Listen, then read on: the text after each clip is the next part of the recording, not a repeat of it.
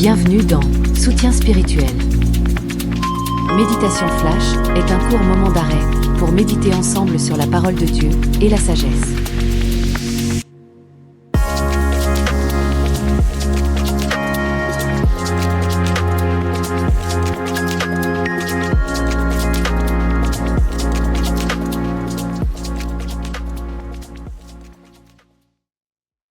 L'humilité et l'obéissance. Livre des Chroniques. Si, mon peuple sur qui est invoqué mon nom, s'humilie, prie, et cherche ma face, et s'il se détourne de ses mauvaises voies, je l'exaucerai des cieux. Je lui pardonnerai son péché, et je guérirai son pays. Mes yeux seront ouverts désormais. Et mes oreilles seront attentives à la prière faite en ce lieu.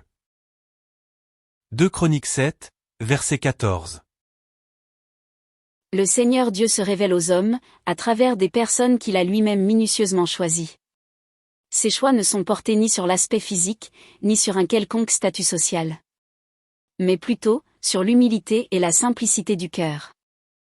La perception de Dieu est différente de la nôtre. Il sonde, et connaît les cœurs. Il nous apprend quels sont ses préceptes, et nous fait connaître sa volonté. L'homme humble trouve grâce à ses yeux. L'humilité demeure le contraire de l'orgueil. Et bien des choses peuvent pousser l'homme à l'orgueil. La force, l'argent, l'intelligence, le pouvoir, le statut social, la beauté physique, ou un don particulier. L'un de ces éléments finit très souvent par nous rendre imbus de nous-mêmes, au point de nous faire perdre la raison. Tout comme Satan, à l'époque, qui s'est rendu imbu de sa beauté. Or, l'humilité est l'une des premières qualités que regarde le Seigneur. Nous le voyons à l'exemple de Moïse, qui fut berger du troupeau de son beau-père. Nous voyons ensuite David, tout dernier fils de Jessé, qui lui aussi était berger.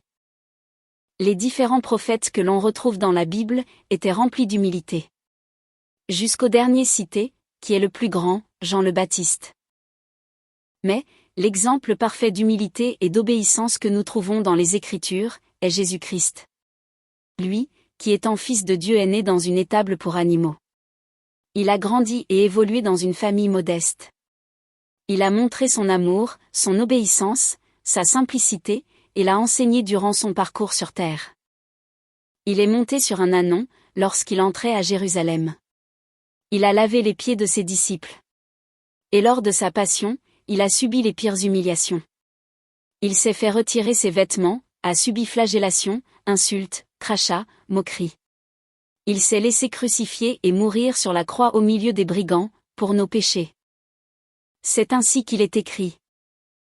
Ayez en vous les dispositions qui sont dans le Christ Jésus. Le Christ Jésus, ayant la condition de Dieu, ne retint pas jalousement le rang qui l'égalait à Dieu. Mais il s'est anéanti, prenant la condition de serviteur, devenant semblable aux hommes. Reconnu homme à son aspect, il s'est abaissé, devenant obéissant jusqu'à la mort, et la mort de la croix. C'est pourquoi, Dieu l'a exalté. Il l'a doté du nom qui est au-dessus de tout nom, afin qu'au nom de Jésus, tout genou fléchisse au ciel, sur terre et aux enfers, et que toute langue proclame, Jésus-Christ est Seigneur, à la gloire de Dieu le Père. Philippiens 2, 5-11. Ainsi, je comprends par ce passage, que l'humilité et l'obéissance sont les maîtres mots de ceux qui cherchent Dieu, et qui suivent la voie du Seigneur.